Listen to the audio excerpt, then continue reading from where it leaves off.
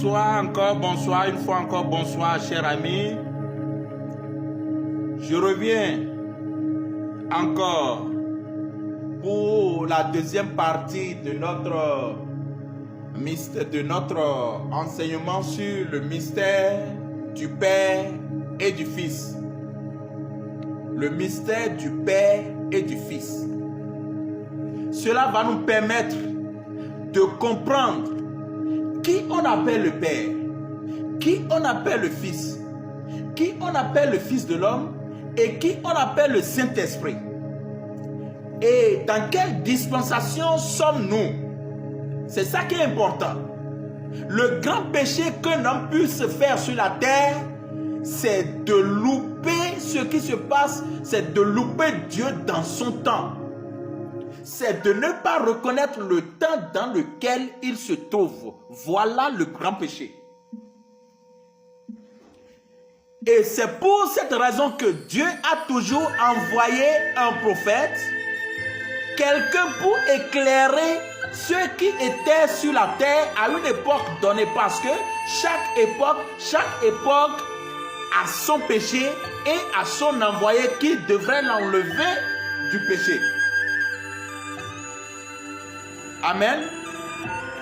Donc vous devez reconnaître avec précision votre temps et votre époque. Qu'est-ce que vous devez entendre? Qu'est-ce que vous devez faire?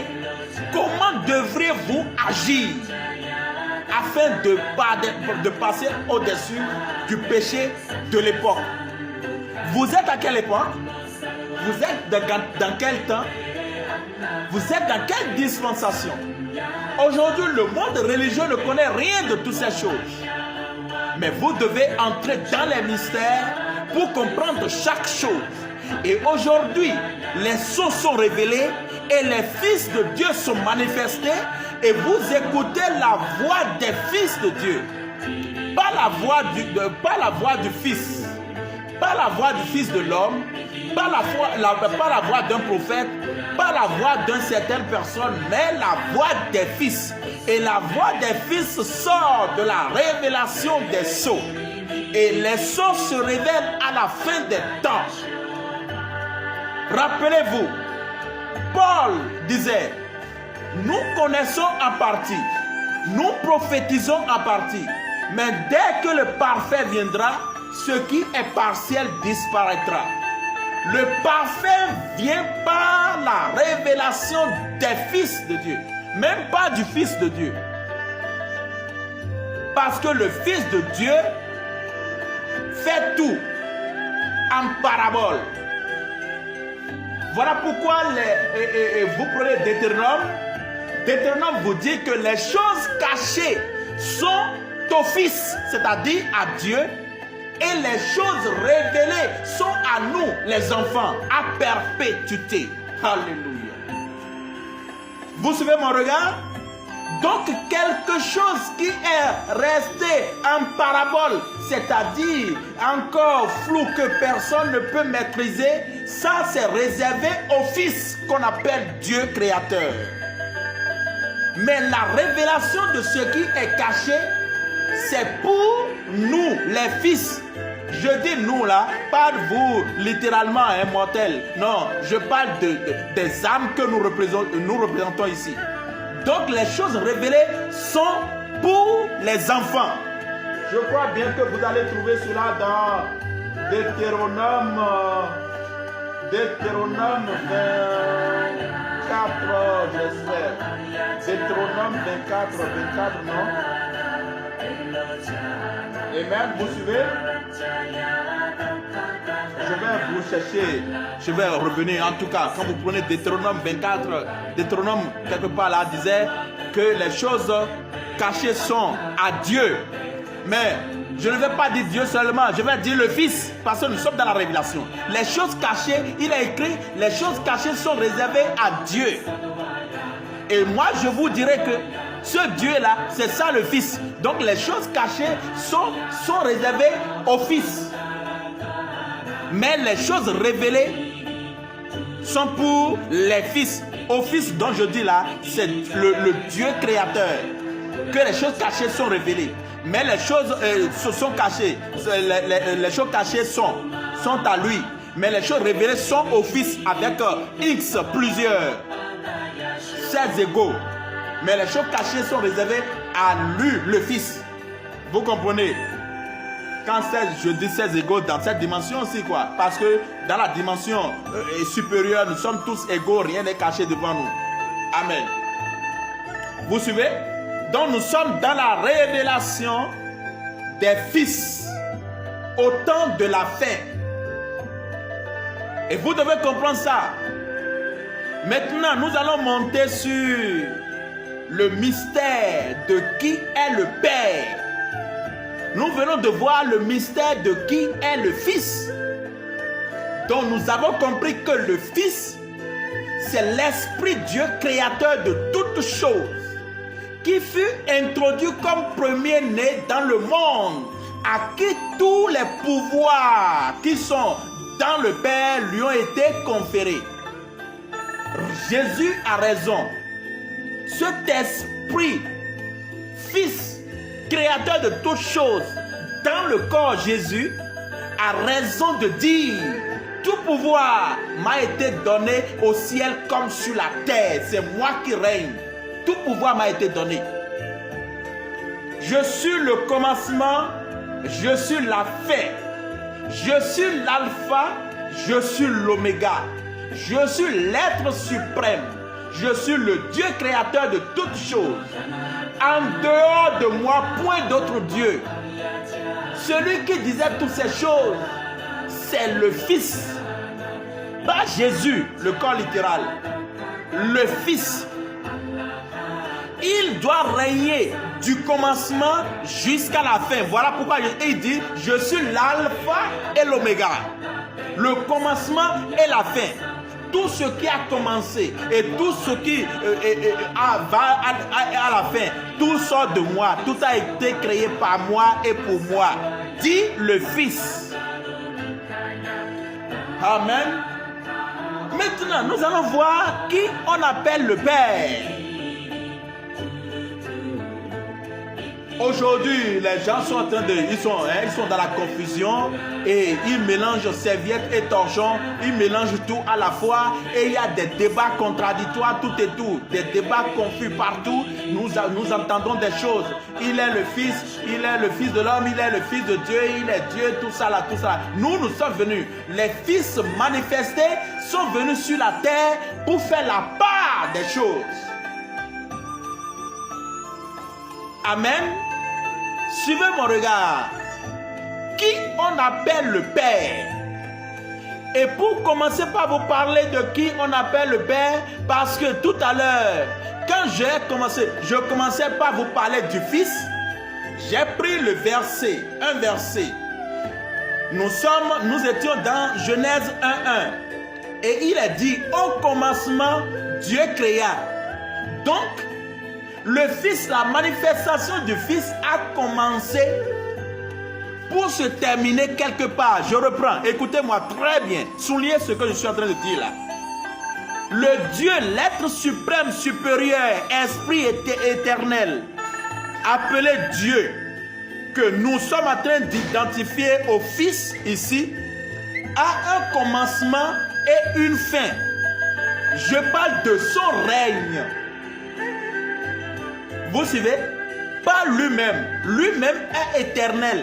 Mais si nous allons parler par rapport à son règne, il a un commencement et une fin. Écoutez-moi très bien. Dieu, le Fils, créateur de toutes choses, a un commencement et une fin d'après le rôle, d'après le plan. Sinon, en soi, il est éternel. Il n'a de commencement ni fin. Vous comprenez ce que je dis? Maintenant, parlant de ce Fils qui est créateur des cieux et de la terre, nous avons montré la première verset de toute l'Écriture. Genèse 1:1. Il est dit: au commencement, Dieu créa. Donc, pour parler du Père, ce Dieu-là, j'ai dit, je vous montre, je vous démontre ici que c'est lui qu'on appelle le Fils.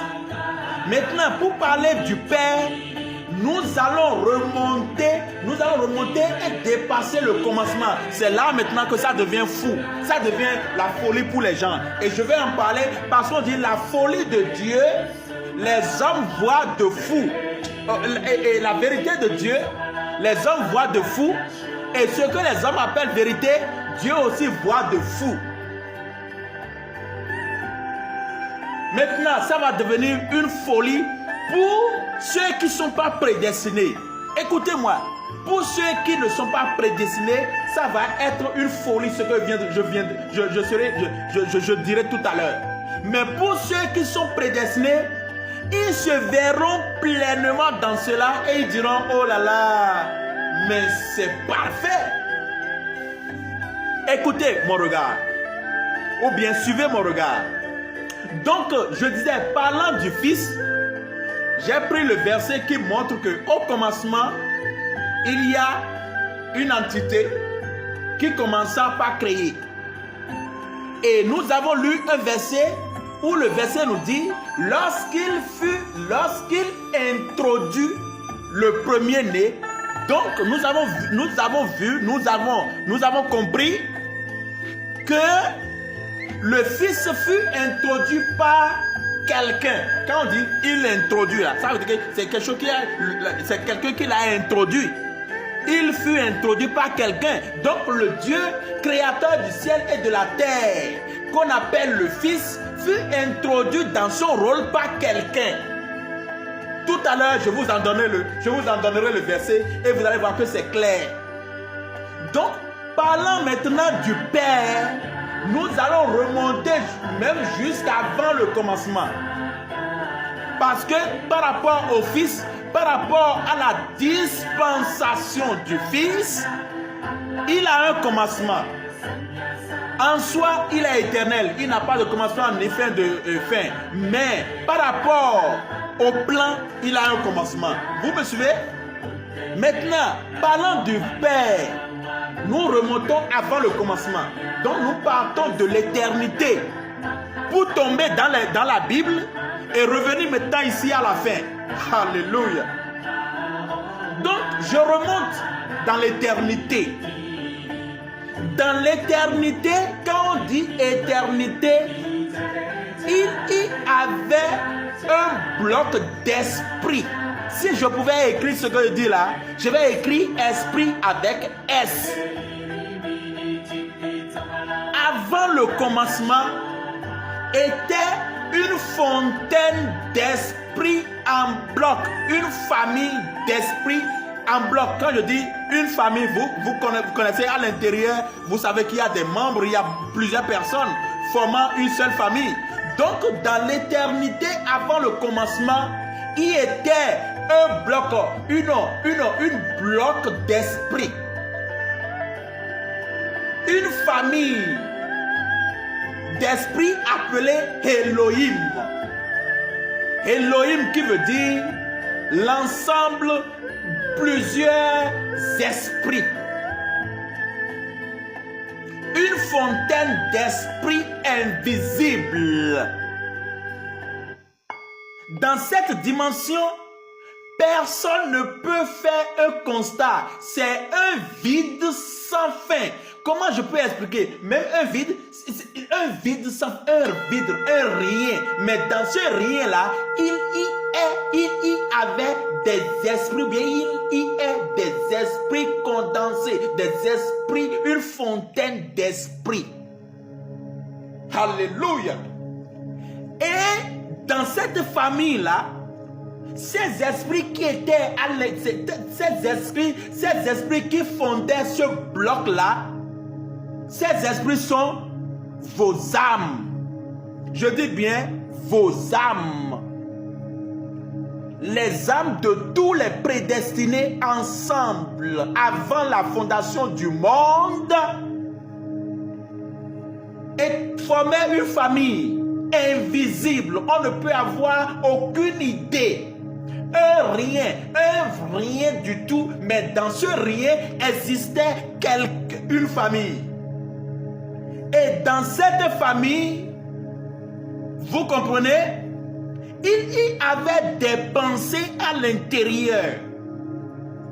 Il y avait des pensées ou bien des attributs exprimés comme pensées à l'intérieur. Parmi ces esprits-là, éternels, qui sont condensés, formant un bloc, il y a des esprits qui devraient jouer un rôle de malade. D'autres voudraient jouer le rôle de sauveur, de guérisseur. Vous voyez, hein, d'autorité. D'autres voudraient jouer le rôle d'un riche. D'autres voudraient jouer le rôle d'un pauvre. Et diverses, beaucoup, des multitudes de pensées dans ce bloc. Maintenant, qu'est-ce qui s'est passé? Dans le bloc, avant la fondation du monde, ces esprits condensés, ces esprits qui forment une famille éternelle, ces esprits se sont décidés de choisir un des leurs pour lui conférer tous les pouvoirs. Je recommence. Amen.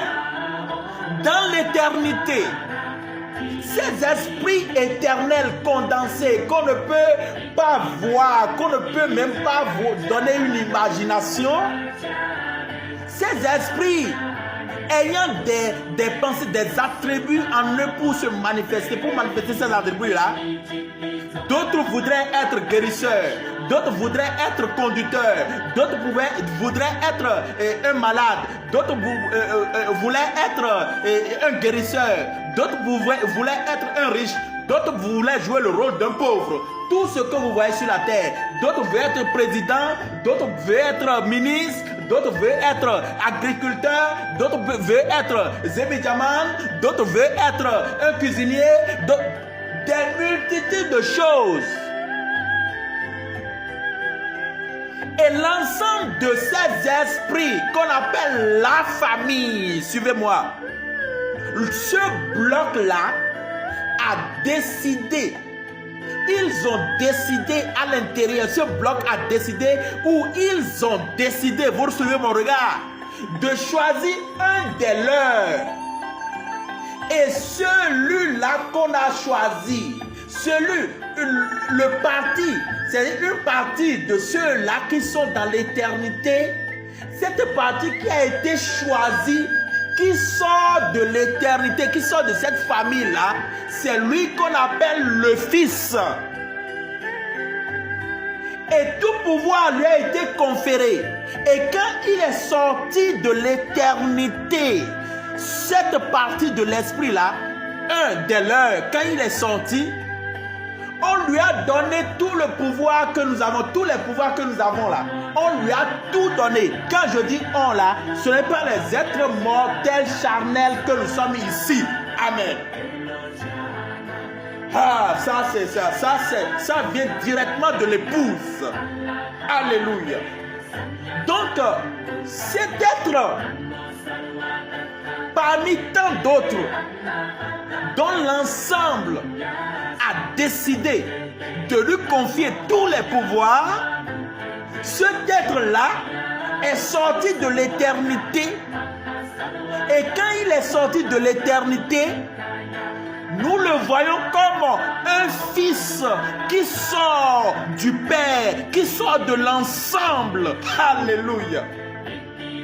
Et quand ce fils est sorti de l'éternité, est sorti du bloc, quand il est sorti de là, il a reçu l'autorité de créer tout. La terre, les cieux, les invisibles, les visibles, les arbres, les poissons, l'eau, le soleil, le vent, la pluie, tout ce que vous pouvez voir, visible comme invisible, a été créé par lui. Lui, le seul qui fut tiré de l'éternité, le seul qui reçut tous nos pouvoirs. Nous lui disons, vas-y, crée le monde. crée tout ce que tu veux. Mais les plans, c'est-à-dire, il faut établir tous les plans. Et quand toi, tu vas établir tous les plans, nous, ces esprits-là, qui sont tes égaux, nous allons descendre dans ce monde que tu as créé afin de jouer chacun nos attributs. Alléluia. Vous suivez? Nous allons jouer. D'autres disent, je serai pauvre. D'autres disent, je serai riche. D'autres disent, je serai maladif. D'autres disent, je serai fou. D'autres disent, je serai le président. D'autres disent, je serai ministre. D'autres disent, je serai agriculteur. D'autres disent, je serai ci, je serai ça, je serai ci, je serai ça. Je vais perdre. Nous allons perdre tous nos pouvoirs, te le donner, et nous allons venir dans le monde que tu auras créé sans pouvoir. Et toi qui suis sorti de nous, toi le Fils, toi tu seras notre protecteur. Alléluia. Tu seras notre roi. Tu seras notre guide. Tu seras notre conducteur. Tu seras notre président. Tu seras tu seras le suprême sur nous. Vous suivez mon regard? Alléluia.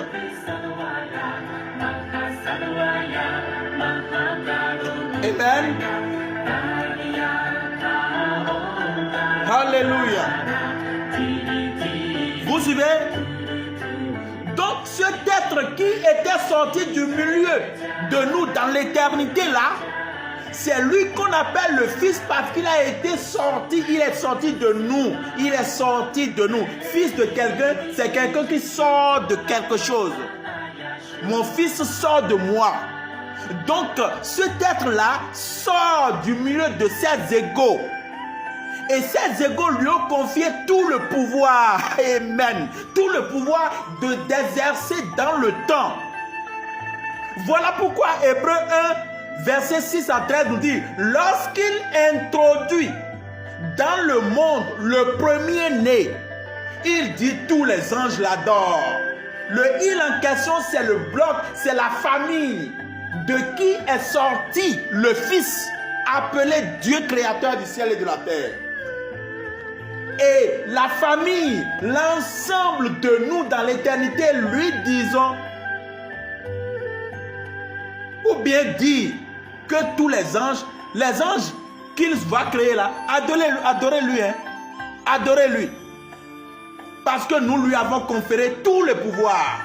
Amen. Vous suivez? Donc, de par ceci, vous allez comprendre le verset que nous avons lu. Hébreux 1, 6 à 13. Vous allez comprendre Genèse 1, 1. Vous allez comprendre Colossiens 1, 16 et vous descendez.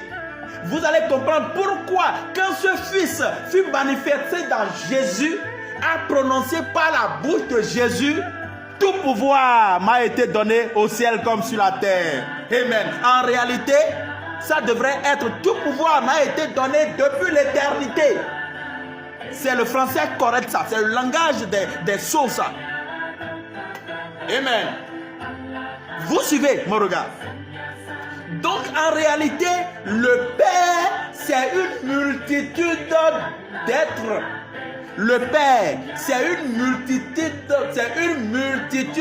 d'entités.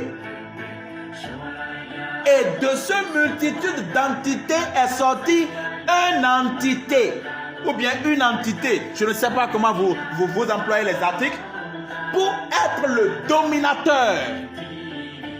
Et nous, l'ensemble des entités là, nous les composants de cette entité, nous allons devenir ses serviteurs. Nous allons devenir ses sujets. Vous suivez mon regard?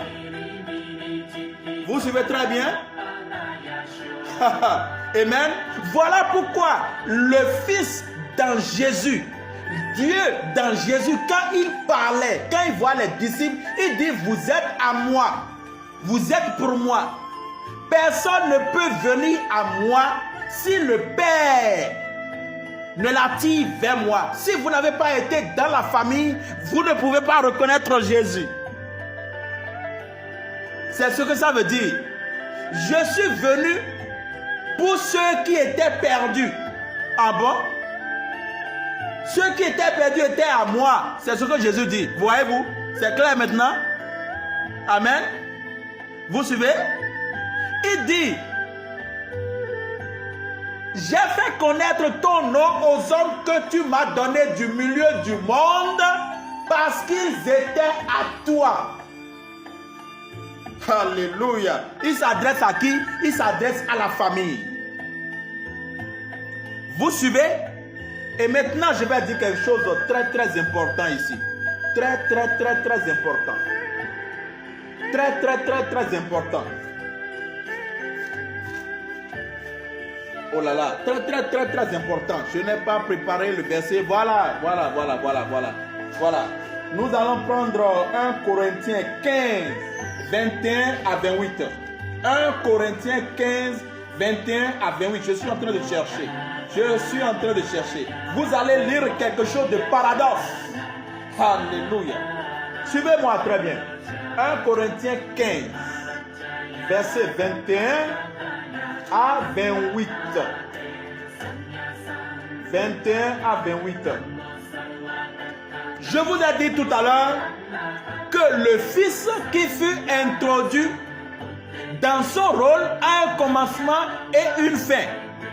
Et ce Fils-là qui fut introduit, c'est le Dieu créateur esprit.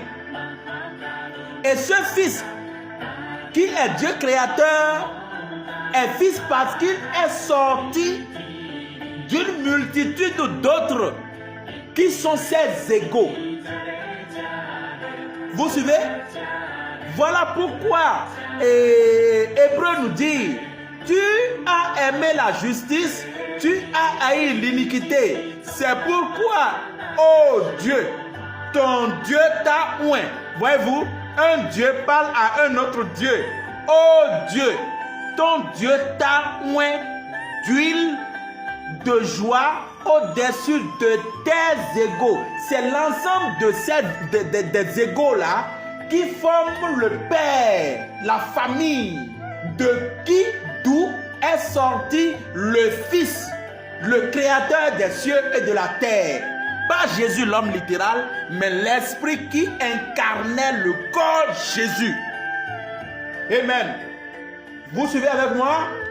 Donc cet esprit qui était incarné, qui était fait chair dans le corps Jésus, qui fut le créateur des cieux et de la terre, est le Fils sortant de l'ensemble des égaux. Donc l'ensemble là, c'est ça qu'on appelle le Père. L'ensemble là est constitué des égaux qu'on appelle le Père. C'est une famille. Vous voyez, même dans le naturel, quand vous prenez la semence qui sort d'un père, cette semence-là est composée de plusieurs autres semences. Je ne sais pas si vous comprenez.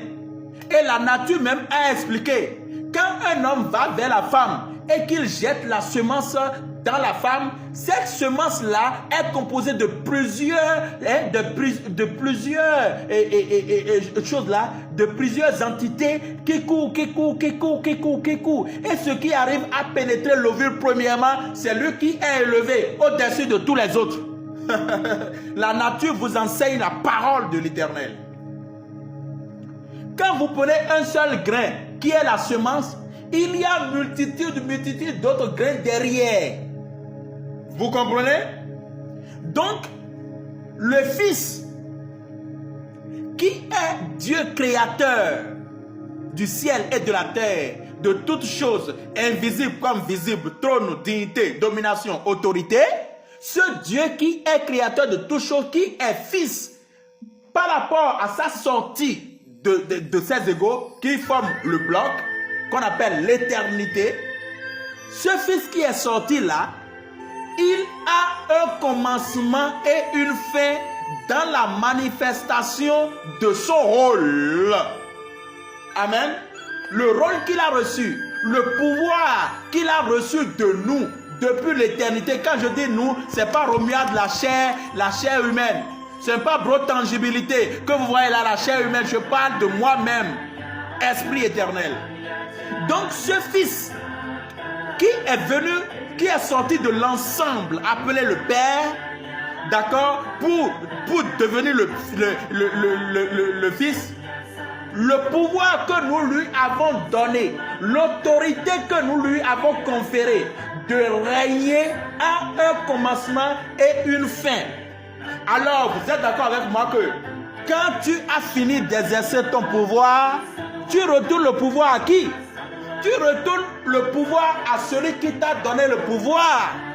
Si vous ne comprenez pas, alors Jésus, quand il était sur la terre, a dit, si les choses qui se passent autour de vous, ce que vous voyez dans le naturel, si vous ne pouvez pas comprendre, comment vous pouvez comprendre le spirituel?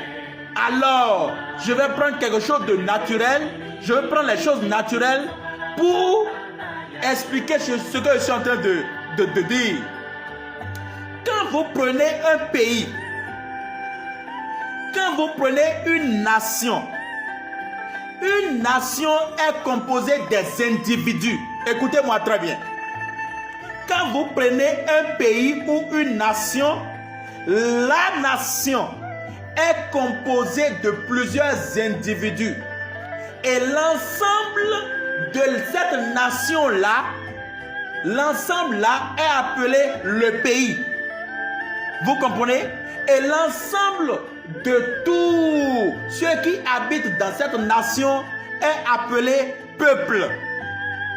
Et quand le peuple veut élire un président, le peuple choisit toujours l'un des leurs. Et l'un des leurs va au vote. Et le peuple lui confère tout le pouvoir qu'il a. Alléluia. Voilà pourquoi les gens ont dit que la souveraineté appartient au peuple. C'est le peuple qui est souverain. Quand les individus, le monde dit ça, vous ne savez pas que c'est une révélation? La souveraineté appartient au Père, qui est l'ensemble des esprits égaux. Et c'est l'ensemble, c'est ces esprits égaux-là qui ont élevé un au-dessus d'eux et lui a conféré tout le pouvoir. Et eux, ils sont dorénavant ces sujets. Donc, si par exemple je prends le Bénin est composé des individus appelés le peuple, dont l'ensemble est appelé le peuple. Et c'est le peuple qui élit un président qui vient de leur. C'est un que le peuple choisit au milieu de lui-même et d'eux-mêmes. Et cet individu-là, qui est choisi au milieu du peuple par le peuple, est élevé au-dessus par privilège, au-dessus d'eux. Vous suivez? Donc la souveraineté qui la souveraineté totale qui appartient au peuple, le peuple confie cette souveraineté-là à cet individu qu'il choisit parmi eux. Donc cet individu devient le roi de tous ceux-là par privilège. Et vous allez voir que quand le mandat de cet individu termine, il doit retourner maintenant le pouvoir au peuple qui lui a confié l'autorité. C'est de la même manière, c'est du spirituel que la chose a été. Voilà pourquoi Jésus dit, les choses qui se passent autour de vous là, si vous ne maîtrisez pas, ne venez pas dans le spirituel. Vous n'allez rien comprendre. Donc, cet ensemble des égaux a élu un d'entre eux qu'on appelle Christ, qu'on appelle le Fils, qu'on appelle le Créateur, qu'on appelle Dieu. Cet individu, ou bien cet être qu'on a pris, un d'entre les autres, qui a été élevé et par privilège au-dessus de ses égaux, il lui a été conféré tous les pouvoirs. C'est l'ensemble qu'on appelle le Père là, qui lui confie tous les pouvoirs. C'est l'ensemble du peuple, par exemple, c'est l'ensemble du peuple béninois qui a conféré le pouvoir à un monsieur qu'on appelle par exemple Patrice Talon. Et Patrice Talon exerce la souveraineté, d'accord, que le peuple lui a donnée.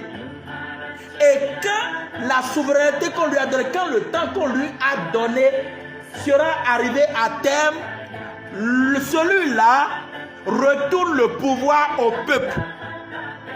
De la même manière, une partie des égaux qui a quitté l'éternité, qu'on appelle Dieu créateur de toutes choses, qui a reçu toute autorité sur les autres, cette entité-là qu'on appelle Dieu, qu'on appelle le Fils, dès qu'il va finir de régner, dès qu'il va finir d'exercer l'autorité, ce Fils qu'on appelle Dieu créateur doit retourner maintenant le pouvoir à l'ensemble qu'on appelle le Père, le souverain. Vous comprenez bien? Et je vais lire un verset pour confirmer ce que je dis. Parce que vous lisez les versets toujours, mais vous ne comprenez jamais rien. Mais Dieu a laissé ainsi pour que quand les fils seront révélés, vous allez comprendre toutes choses. Voilà pourquoi Paul dit, nous prophétisons en partie, nous connaissons en partie. Mais dès que le parfait viendra, ce qui est partiel disparaîtra. Donc nous les fils, nous sommes descendus sur la terre afin de rendre claires les choses pour que vous puissiez comprendre. Amen. Suivez-moi. Donc ce que je viens de lire, ce que je viens de dire, je vais le prouver selon les Écritures. Quand je prends 1 Corinthiens 15, prenez avec moi, 1 Corinthiens 15. Et il faudrait que je coupe pour l'audio là pour que ça ne soit pas trop long. Je vais recommencer dans la troisième partie.